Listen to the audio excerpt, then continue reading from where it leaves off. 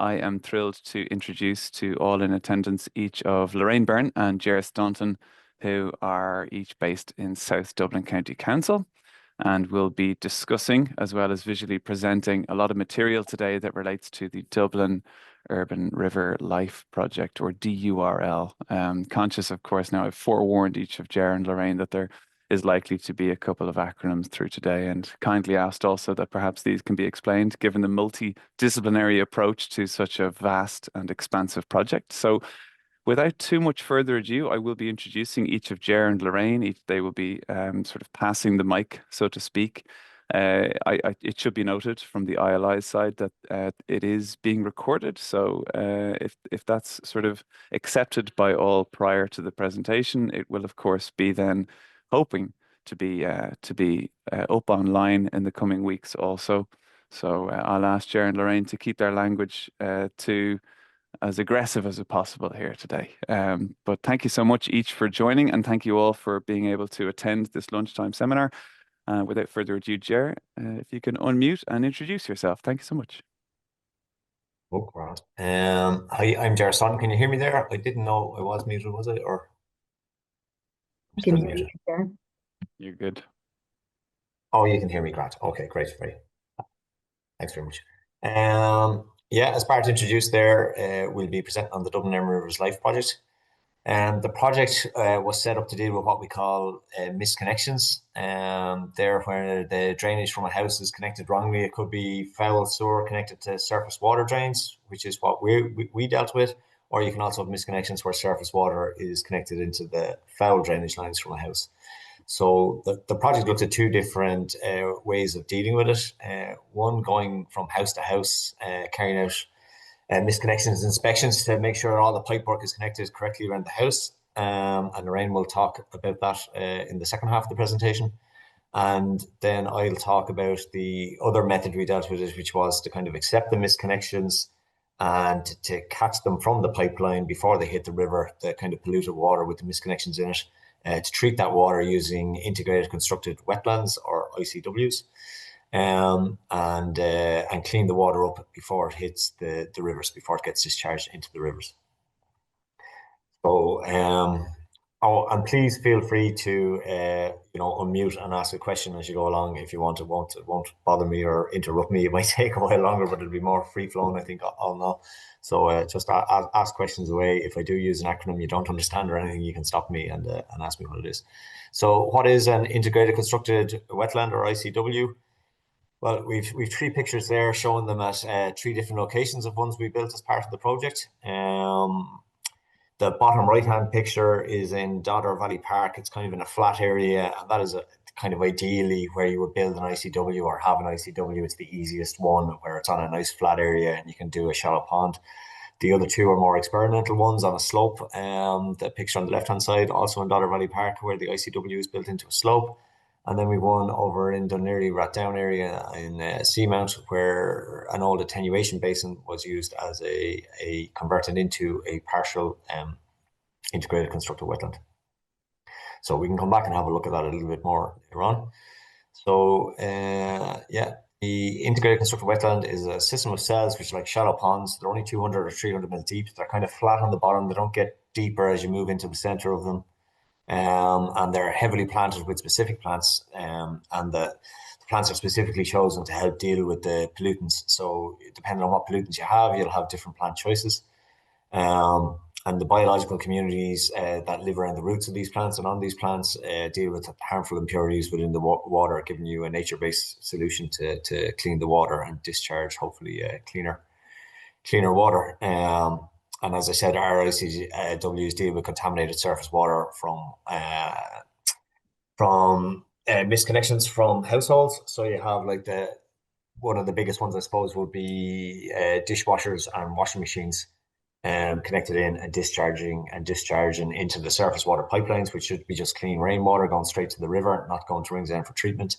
But often these misconnections, when you get a new kitchen put in or a new extension done, leads to the washing machine waste and stuff going to the river. So we're catching them in ICWs and treating them first with the nature-based solution.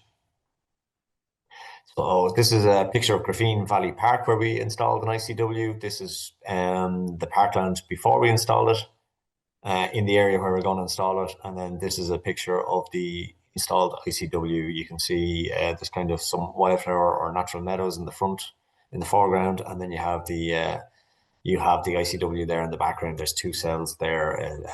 You can have several cells within the ICW. The main cell does the most work, and then you can have polishing cells afterwards. Most of ours were a two-cell solution. But one cell will do a lot of work, and if you have loads of space, you can put in 3 or 4 cells, or depending on what sort of contamination you have.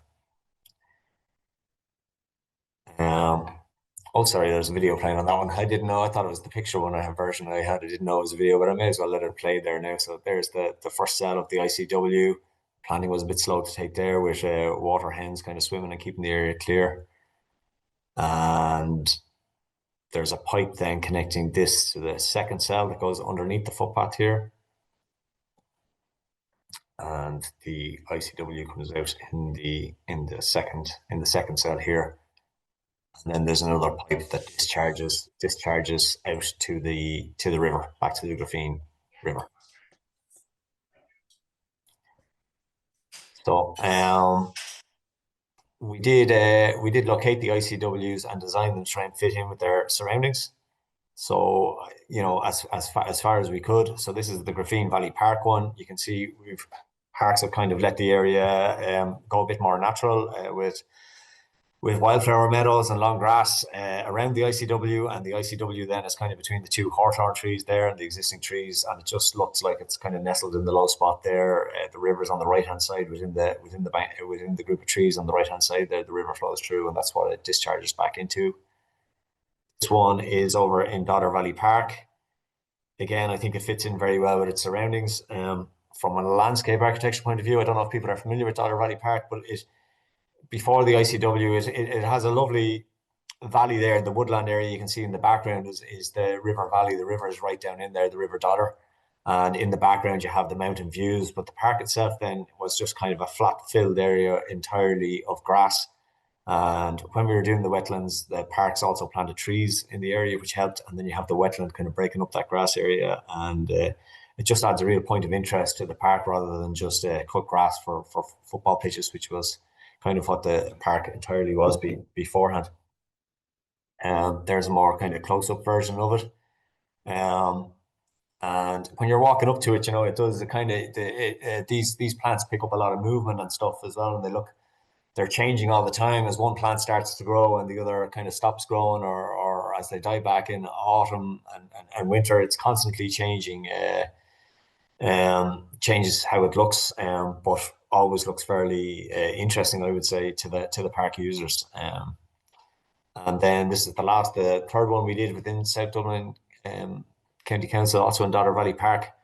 This one was built into a slope, so kind of the disruption to build it, I'll go through later on, was probably a lot more than the rest, but I think it also fits very well into the area, and looks like it kind of belongs or has been there a long time. But that photo is probably only taken a year after the ICW was constructed. Again, then just talking about the timing, these two photos are of the Poddle ICW that was built as part of the Poddle Flood Alleviation Scheme in Tynan Park. And the photo on the left was taken last year, just when it was planted up. And then it might get a bit of growth if you plant it in March or April. It will get growth before the end of the year, but if you're kind of at the end of July, August, it spends most of the time kind of rooting in and doesn't look a whole lot.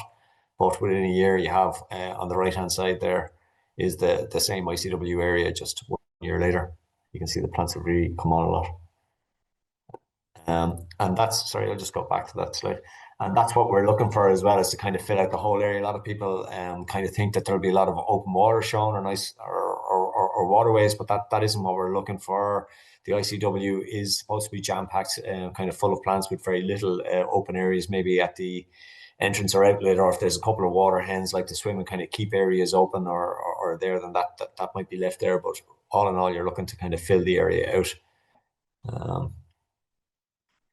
And a couple of, so they'd be the kind of ones we looked at there, the Grafine, and sorry, this one here in the Dodder, And the graphene ICW are kind of your standard ICW. You've got a kind of flat area. You dig a shallow pond. You have the pipe coming out into it, and it discharges to the river. But we were stuck for space to find for ICW, so we were kind of trying to get more adventurous, and we found an open green space with no football pitch on it because it was at a 1 and 5, or between a 1 and 5 and a 1 and 4 slope already. So we put in an ICW on the slope, which is a little bit more unusual. But yeah, it did work. The results from it are good. It does take a little bit more work, a little bit more earthworks, because you're reprofiling the entire slope, and it just involves more earthworks, as I'll show you in a few photos later on. Sorry, and C-mount apartments then is the other one where we took a different approach. This is over in Dunleary Rathdown area. There was a retention basin which was designed for flooding for a 1 in 100 year storm, or maybe even less. It's supposed to flood before that, but to cope with 1 in 100 year storm. But they noticed after 20 or 30 years that it had hardly flooded at all, maybe just an inch or two of water in the base of it. So they had the design we looked at to see if it had the capacity to give a proportion over to an ICW, which you could still flood, but it would, I suppose, there would be some water sitting in there all the time, which would take slightly away from the capacity of it. So, they found they could afford to reduce the capacity of it a little bit. And they halved the wetland area there, and you can see behind the wall they built there, where the water's kept there, that they constructed an ICW in that area there. And there's the plants after having grown a bit. I didn't put in a picture from this year. I couldn't find a picture from this year. But I'm sure those plants have completely filled out the area now. So this is in a concrete basin that was kind of fenced off just in an area as a kind of water treatment area, and so it was good to get it in there. This is where it comes out of the pipeline before it hits the stream, over in Seamount. And then again, this is the same one in Dodder Valley Park, built into the slope. I think the locals were calling it the paddy fields at one stage, when you could see the water, because you could just see kind of 2 strips of water running through the slope there. But again, as I say, because we were changing the slope and changing the profile, there's an awful lot of earthworks involved with that. When you're doing it on the slope, it is more work than doing it in the flat area. Had a lot of very positive feedback and real public interest. I think Lorraine will be talking later on about community planting days we did, and maybe other biodiversity talks and climate action weeks. We had a lot of members of the public coming on tours of the ICWs with us, and the feedback has been extremely positive. So I'll run through. I'll just check the time there for you. Yeah, just quickly run through the steps we did in planning an ICW. I don't know if that's of huge interest to you guys. Are you in positions where you would actually be planning, or maybe thinking about installing an ICW? But I can run through it quick enough, and if there's anything you want more detail in, as I say, just you can unmute yourself and just ask the question, or you can ask them at the end, whichever is easiest for you. So steps in planning an ICW: identifying a green open space to fit the ICW that's adjacent a drainage line, and having the drainage line shallow, because you don't want your ICW shallow, and we didn't want to use pumps, so we were looking for areas maybe on a slight slope where we could take a feed off the drainage line and dig shallow areas to put in our ICW. These are extremely difficult to find in public areas. We struggled to fit 5 into the South Dublin area, so we did one over in the Dunleary Rathdown area. So we would like to see them being constructed maybe as part of new developments at planning stage, because they're much easier to plan then, rather than to put in retrospectively. The sites for them are difficult. We carried out topo surveys, confirmed the drainage depths on site to make sure they matched our maps. We drafted design, estimated spoil quantities, and carried out stakeholder consultation, mostly with parks, but also with National Parks and Wildlife Services and Inland Fisheries Ireland, those kind of bodies. And the ICW itself is mostly an earthworks project, and that's the same picture again, showing the large earthworks that are involved. There's very little drainage pipes, and the planting only takes a couple of days. It is mostly the earthworks, getting everything excavated and put in place. So because of that, it's a very good idea to get spoil quantities earlier on, or get an estimate of your spoil quantities, because it'll give you a good estimate of the scale of the project. And then, when you know how much muck you're shifting, you can kind of estimate the cost a lot easier. It's crucial to plan the project as the soil can be reused on site. So we didn't take loads of soil off site. We use them for landscaping, berms and mounds within the site, or kind of done cut and fill areas within the park to kind of for budget reasons and environmental reasons. It's a kind of environmental project, but if you're taking 20, 30, 100,000 meters cubed of soil off site in trucks, you're kind of undermining your environmental aspect of the project. So we agreed with parks to keep the spoils quantity on site. Site investigation, what we're looking for, topsoil depths, because it is better to plant the plants into topsoil. You can plant them into subsoil, but the topsoil is better. So we wanted to make sure we had topsoil on site. Looking for made of ground or contaminated ground, as that would obviously have a big impact on the project. You couldn't make the ICW areas if it was filled areas full of rubbish. Clay content, you want to make sure we didn't use plastic liners at all. We just used rolled clay and compacted the clay to make a natural liner. So you need to make sure that there's enough clay content in the soil that it will form a liner and hold the water. You don't want highly permeable areas of sand or gravel. You want to check the groundwater level as well to make sure you're not digging down deep and into an area that would have clean groundwater coming into it, and then you're not really treating water. You just have groundwater seepage coming in and then getting discharged out to the river. Rock level, high rock level. We did encounter rock in one or two spots in Graffine Valley Park, but if you were encountering high rock, you'd have to break it all out to put in your ICW. And then if there was any gaps in the clay liner, to just disappear into the rock untreated. So that's important as well. And then bad ground conditions such as running sands, etc. And also looking at checking existing service maps and trying to find them if there is some shown in your vicinity, confirming that they're not within your TIG area. We did do an ICW builder and environmental reports and stuff. So we will share a lot of these online later in November. We're just working on the final, or Lorraine is working on the final project reports, and they're going to be collated, and a lot of them will be online from next month. If you Google the SDCC South Dublin County Council Dublin Urban Rivers Life project, it will bring you up on our website, and they will be available there. Part 8 planning process. Then that's the planning we have to go through in the council. We can't give ourselves planning permission, so we get what's called the Part 8 process, where the councillors vote to go ahead with the project or not. So in effect, the councillors give us planning permission. And then the tender process, and then finally we hit the construction stage. So I have a few pictures here from Graffine Valley Park, kind of taking that as a case sample of the ICW that we built there. So you can see there, we start excavating the ICW. Then when you get down to level, there's some of the loose weathered rock at the top of the excavation. So we had to dig down a little bit beyond that to put the topsoil clay liner back in, and then the topsoil on top of it. So where you do hit rock, you kind of have to over excavate a little bit. That's reforming the area then and compacting it with the roller to make sure we have a good kind of impermeable there. And then it's simple. Then it's respreading the topsoil back on top. You get your connection from your drainage line. So this is us breaking into the existing drainage line and constructing a manhole on it. And then you take a feed off the manhole line, maybe at a drop level. I think we dropped down about 3 inches, 75 millimeters down, and to make sure all the water from the drainage line goes into it and it goes into the ICW. But in a flood event, we had 2 6-inch pipes coming off this to take the water in. The residual flow is what we call it, the flow that's there when it's not raining. And this will be the most polluted flow.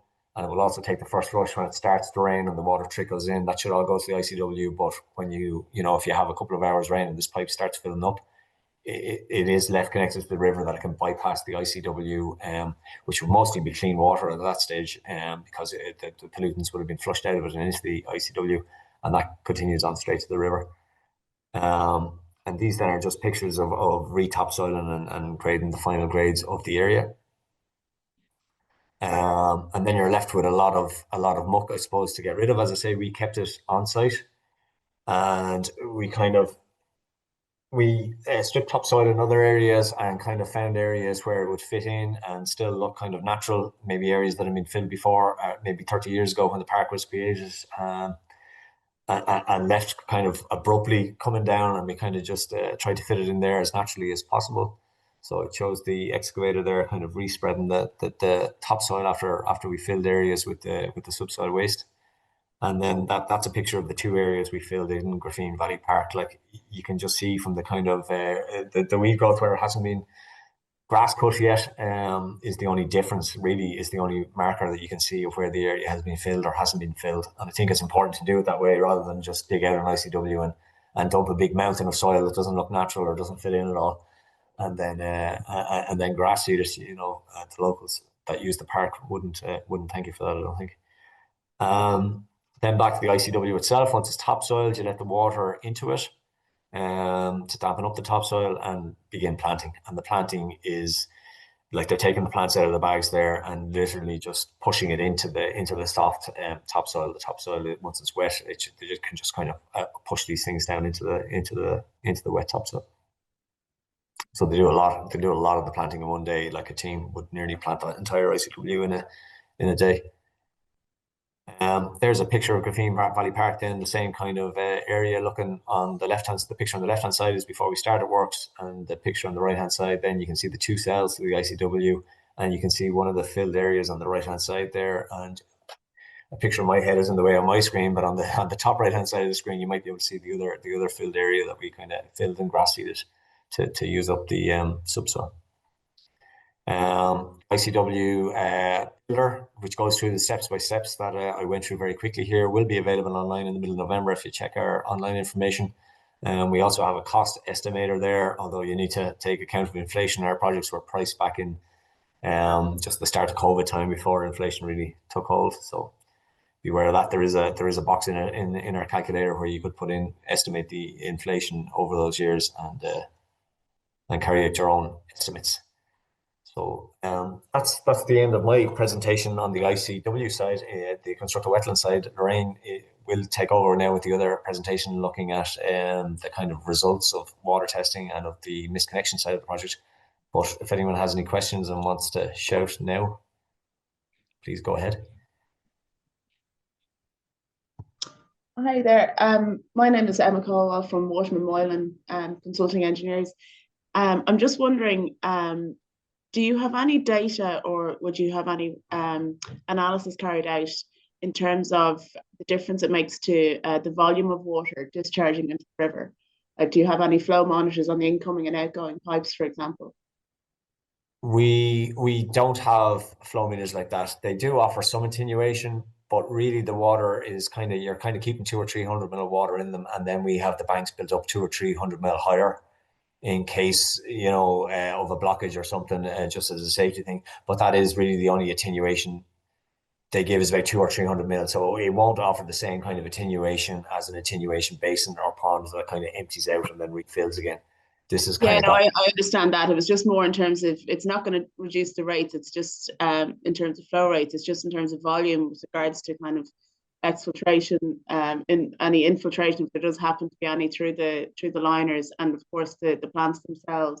So it might just be an interesting study to add, just to see how much volume you are actually reducing through the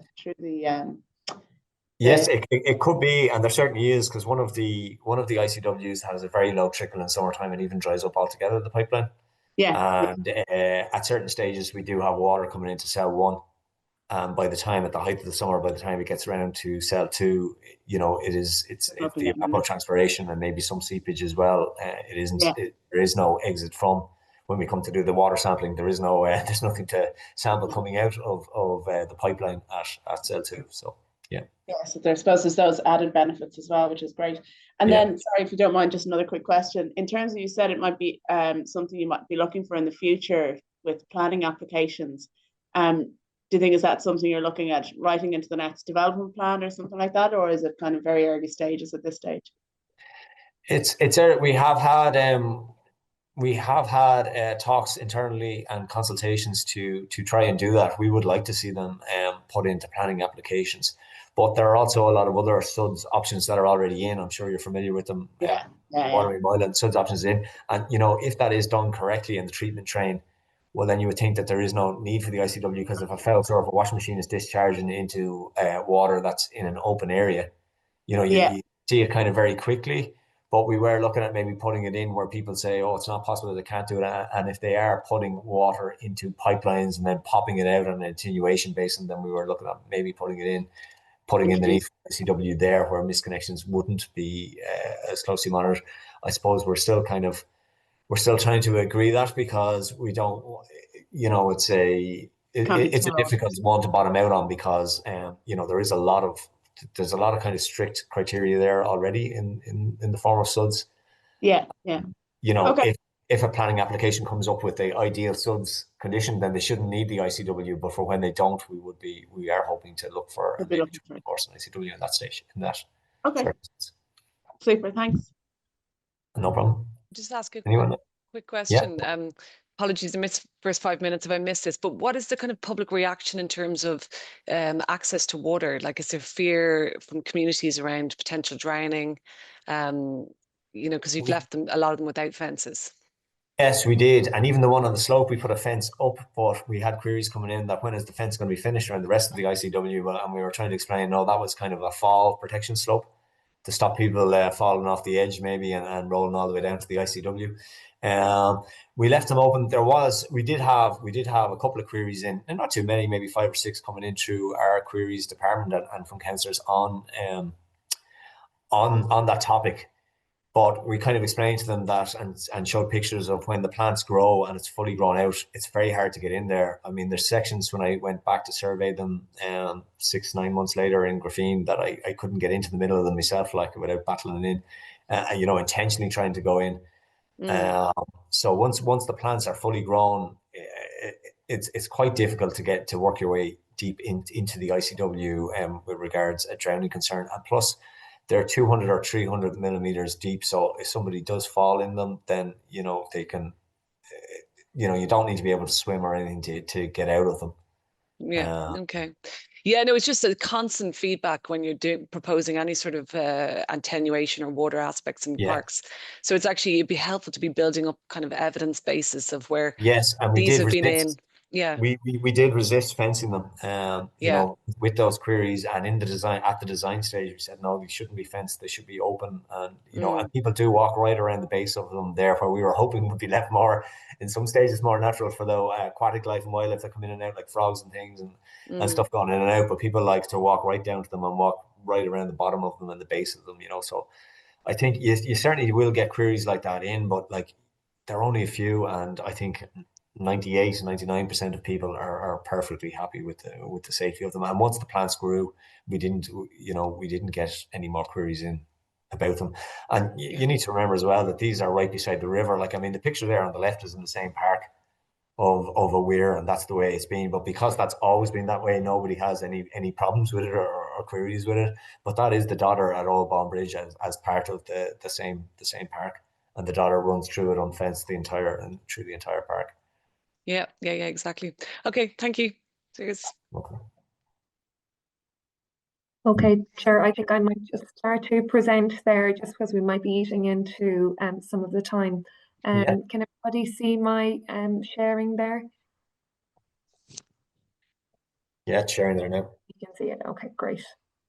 Okay, so as Ger said, my name is Lorraine Beirne, and I worked with Ger on the Dublin Urban Rivers Life project, which was a collaboration project between Dundee Rathdown County Council and South Dublin County Council, and it was part funded by the EU Life programme. I suppose Ger has gone through the Integrated Constructed Wetlands side, and the project focused on the removal of misconnections. So the pollution source that we have, it's quite a large part in our urban area. You can see with regard to the chart here, which identifies agriculture, hydromorphology, forestry, urban wastewater, and then urban runoff. And misconnections are there within that category. So it's quite a prevalent urban pollution issue. And actually, when we say urban, basically across the country in any agglomeration where you have a drainage system, a stormwater drainage system, their misconnections are actually happening in those locations. So I suppose with regard to building an ICW, why do you do it? So the first thing you look for to see if there's a pollution risk there from your stormwater drainage network. And typically what you'd be looking for is the image here, it's cloudy water. Often see quite a lot of sewage litter built up. So you toilet paper, fragments of that, sometimes ablutions in the water. And then you'd see quite a lot of sediment in the build up on the riverbed. And then at times, depending on the nutrient input, the phosphorus and the nitrogen levels, you can have quite excessive algal growth. And I suppose, what is a misconnection? What does it look like? Usually after these presentations, everyone does a little walk around their house to see if they can spot if there's any issues there themselves. You'll see there the downpipe coming in, and it's literally a white pipe connection from one of the appliances into that. I have a video that is, the idea was that it was explain what misconnection is. I'm not sure if the audio is working. So if it's not, I'm just going to go and there is subtitles on it, and we'll see if that can show. Can you hear that? No, can't hear it. Not yet, Lorraine, but it's just kind of loading up there at the moment. Sorry.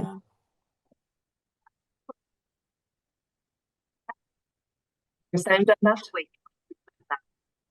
The sound is kind of breaking in and out. Okay. So basically, this is showing that you have a discharge from a dishwasher or potentially washing machine here, and that's going to the stormwater drainage system and then into the river, creating an unhealthy environment and damage to aquatic life. And it really talks about then the repair of this connection. So it's really talking about the repair of the misconnection, and I'll go through that in more slides later on. Then the main criteria is identifying that there are two drainage pipes. You have your foul sewer drainage network and your stormwater drainage network. As at the outset, Ger explained that you can have misconnections going to both sides, misconnected pipes going into each. What we're concerned about in South Dublin County Council are the misconnections going to the stormwater drainage network, because that goes untreated then into your local river. And as I said, the misconnections, it can be from a number of appliances. What we've typically found, we'll identify later on in the slides where we'll show you kind of the appliances that seem to be the majority to be misconnected. So I suppose, how did we go about starting our work on identifying misconnections, both in the Griffin catchment in South Dublin County Council and the Carrickmine Stream catchment in Dundee Town County Council? Both catchments have about approximately 14,000 houses.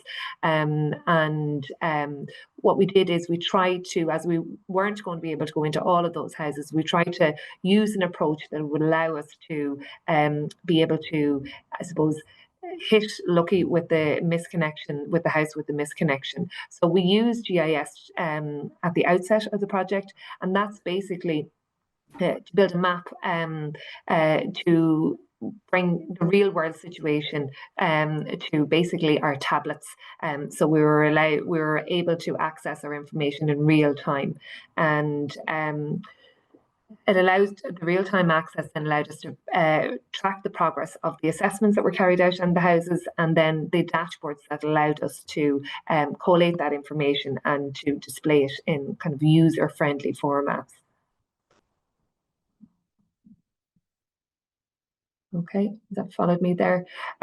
So when I said we wanted to kind of really pinpoint the houses and the areas that had misconnections.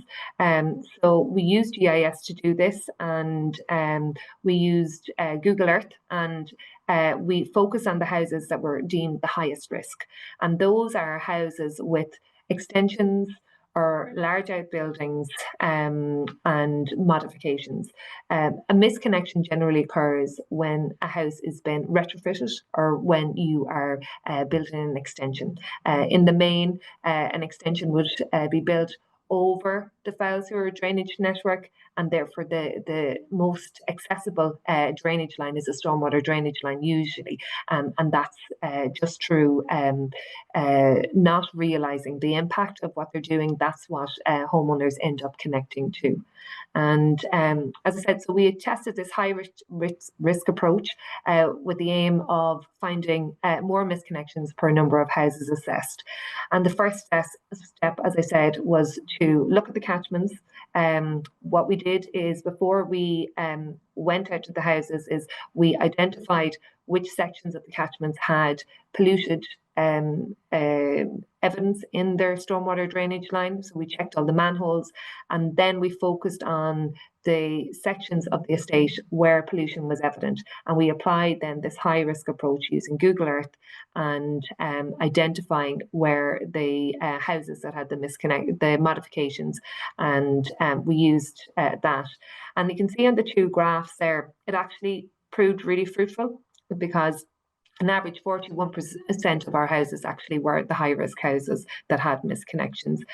You can see there with extensions, it's 11.1%. With outbuildings, there was a 10.5%, and with both, it was a 9.3%. If you compare that to the houses that didn't have any modifications, so they didn't have a large outbuilding or an extension, only 4.2% of those were misconnected. We also, from further socioeconomic data, we identified that of the houses that were identified as misconnected, they were always the older houses, usually in estates, that had been retrofitted or modified, and usually it was the larger houses or the semi-detached houses as well that were retrofitted.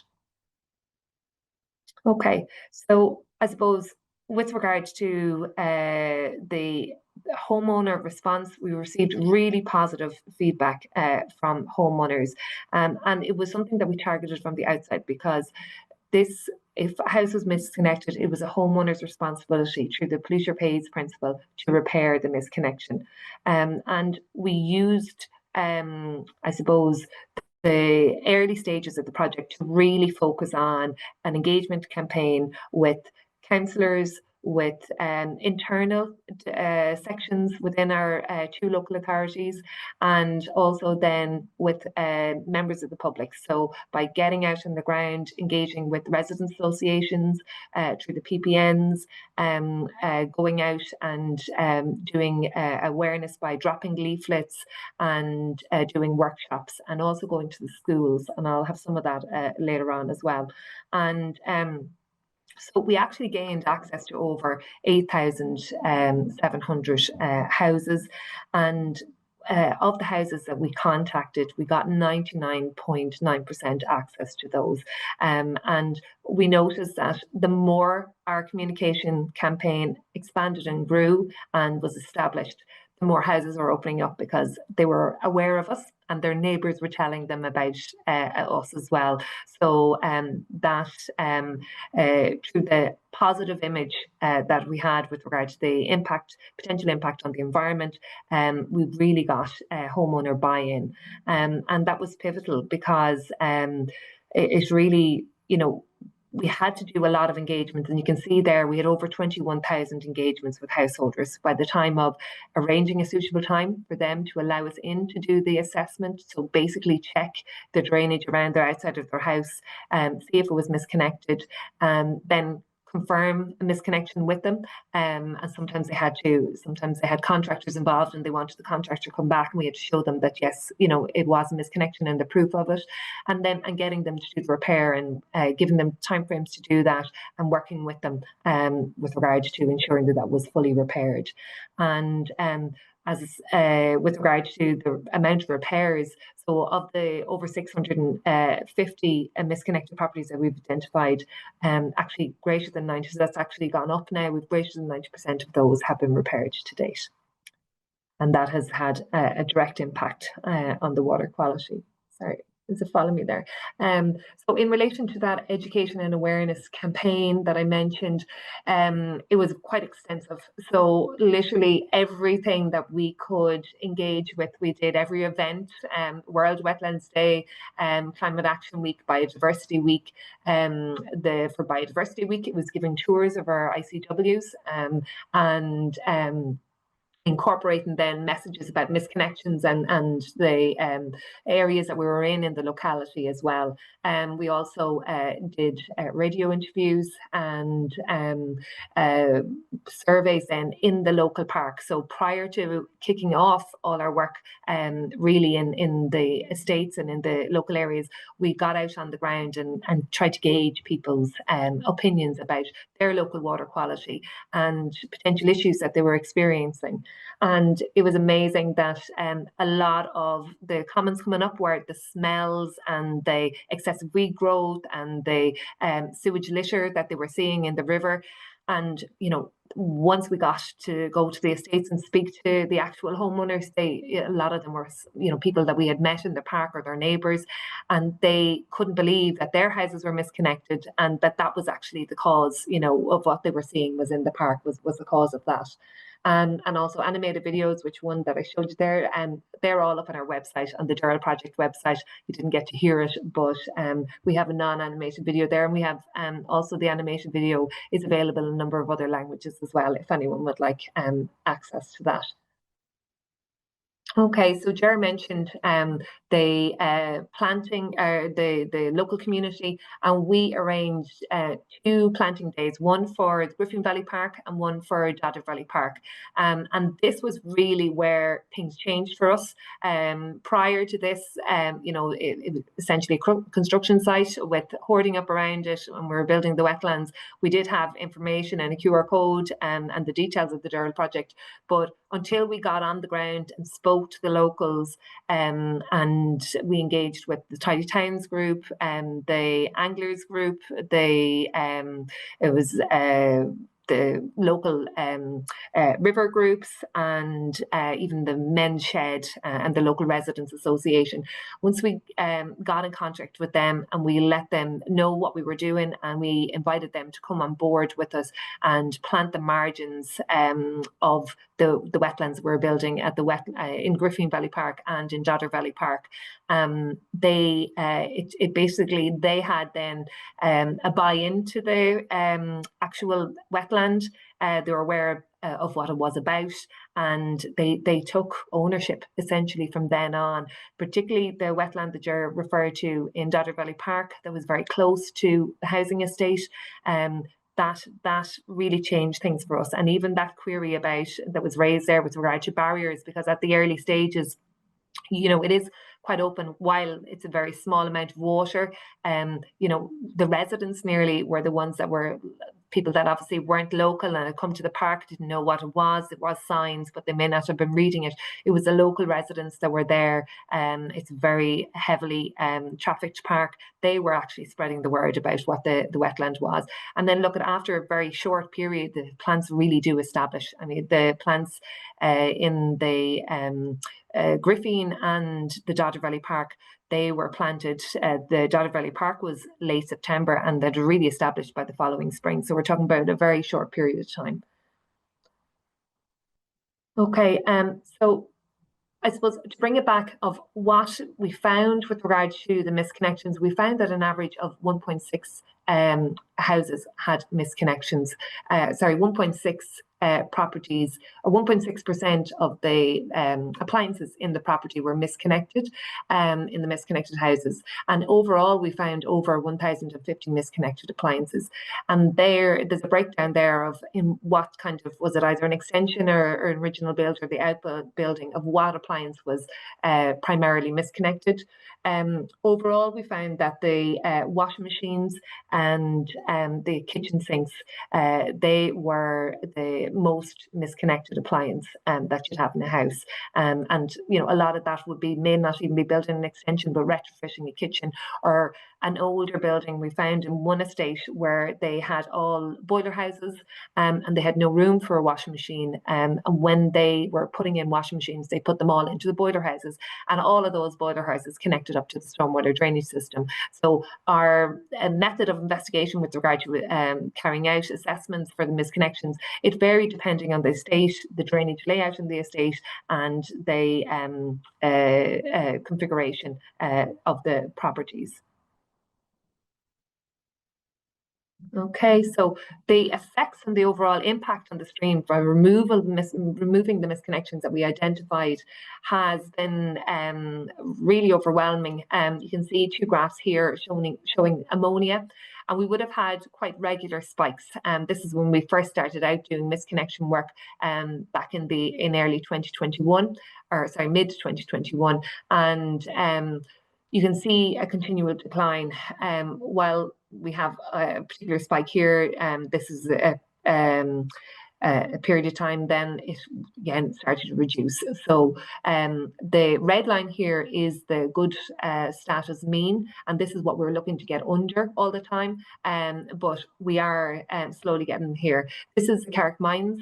This is a particular outfall that we did quite a lot of work. It was a large estate, and in the Graffine here is another large estate. We're talking about over 2,600 houses here in this estate, and with using the high risk approach and identifying the houses and that had misconnections, again you can see a steady decline in the removal of ammonia in this outfall. And overall, what it meant is that we've removed 47,000 litres of wastewater per day from the two catchments, and that's 13 million litres of polluted water, and prevented from discharging to these rivers per year.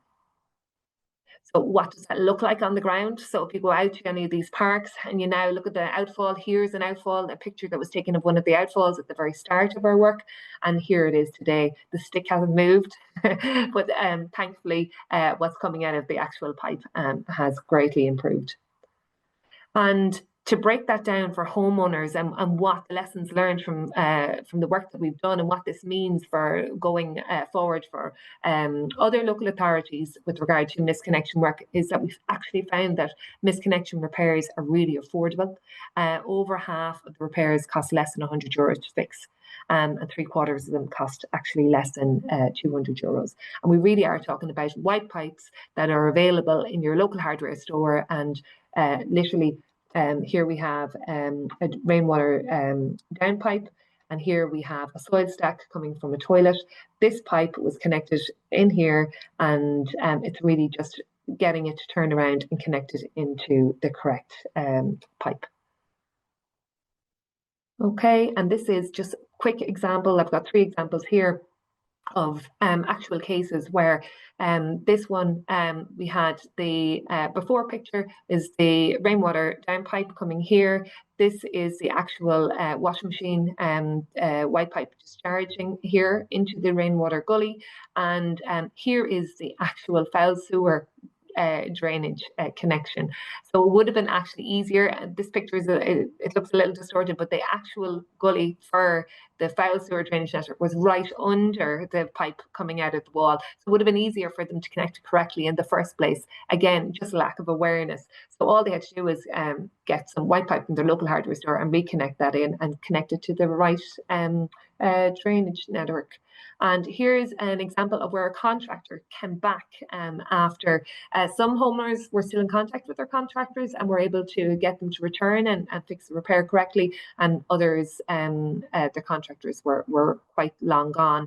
So this is the actual before picture here. You see the white pipe coming out and going down into the stormwater drainage network. Here is the foul sewer drainage network, and you can see from the soil stack coming down, and it was literally just getting a longer length of pipe, putting a hole in the soil stack and connecting it in. So quite straightforward, and really the repair was happening in a couple of hours. So contractor, it was €80 that they charged to do this repair. This contractor came back and did the repair for free because they while we had to come back and show them the dye proving the misconnection, once that was done, they were willing to come back and do the repair for free. Just in relation to, Ger mentioned some of, I'm conscious of the time, but Ger mentioned some of the locations on the wetlands. I just wanted to show you just briefly just some of the water quality results that we're getting. So where you see some gaps here, this is where we actually didn't have any discharge coming out.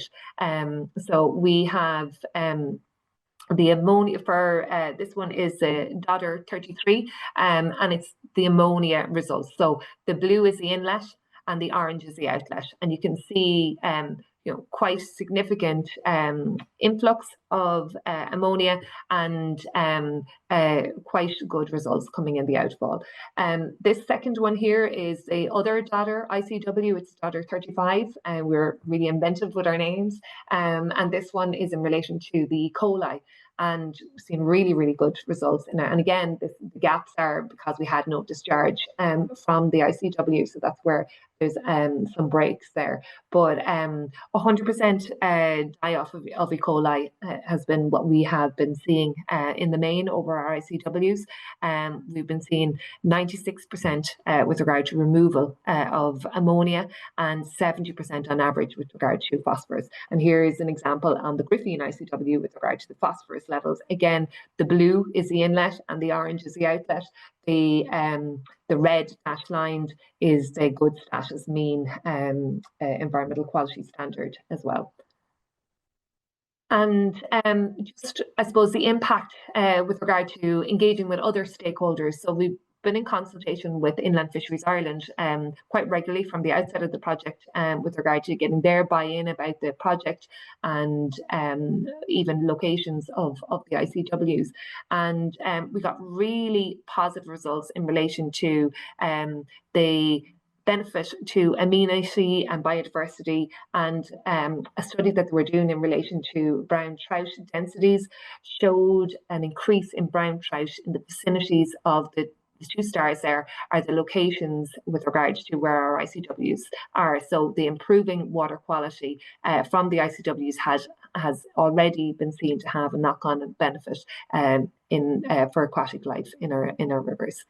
And that's it. So thank you very much for your time. I'm conscious that we are close to our closing time, but if anyone has any questions, please feel free to ask me. Thank you so much, both. Conscious that we do unfortunately just have a couple of minutes left, but there's no doubt that there was a vast range of different different inputs and types of design approaches demonstrated there. So thank you each, Ger and Lorraine. I suppose there's a number of different queries which have rolled in through the comments section here. One in particular, in fact, a number in particular relate to the choice of species, planting species. I hate to inform you that this CPD webinar is largely attended by a bunch of plant nerds and landscape architects. So I'm wondering if you can speak to that for another minute or so. Yeah, and I think because we are quite tight in time, I might just put in a link to our website into this chat, and then people can go in and look. We have a range of the plants that were planted in the margins on that, so that can give them, some more information behind that. Brilliant. I think that would be really valuable. There's another couple of queries which had come through at the beginning in relation to sort of the calculations, as well as the sort of the calculations and volumetric considerations behind so many of the challenges that you're addressing here. One of them in particular was about water sampling and testing to be carried out. So I suppose I know that, Ger, you've actually been responding, apologies, to some of these queries in the comments. So thank you for that. That's brilliant. Only just seen them now in the last 5 minutes, so I've been responding to a few. Sorry. Perhaps just in the last moment or so, if it's possible to address that here. Well, the water, as Lorraine touched on there with the results there is water sampling done at both the inlet and outlet to compare. So they're done at the same time on, I think it's every on a Monday at a certain time as well, to try and regularize it. Is it monthly, Lorraine? It's a monthly sampling strategy that we have, yeah, and we keep it at the exact same time. What we identified from kind of previous work before we commenced the project was that misconnections, they really have a particular time of day when they occur. So when people get up in the morning, they turn on their dishwasher, they have their shower before they go to work, you'll see a spike in misconnections at that time, kind of between, usually it was 7:30 to kind of 9:30. And then when they come home again in the afternoon and they do the same and they start using their appliances, give children baths or showers, and do the same with their washing machine, then again you see a spike in misconnection. So we have all our samples are taken, in that morning peak time to ensure that we're capturing the optimum pollution load. That's brilliant to know. Listen, conscious that it's just touched on 2 p.m. I, perhaps amongst many others on the call here, will have to jump due to various other afternoon commitments, but I would like to extend a very grateful thanks to each of Ger and Lorraine for spending an hour with everyone on the call this afternoon. That's a really valuable webinar. And of course, as has been mentioned there at the end, there are a number of resources online through South Dublin County Council, Dún Laoghaire-Rathdown County Council websites. And so much work has been done in relation to this. I'd like to think that the ILI can maintain a bit of a working relationship with each of you going forward. And I'd like to, on behalf of everyone here, say thank you once again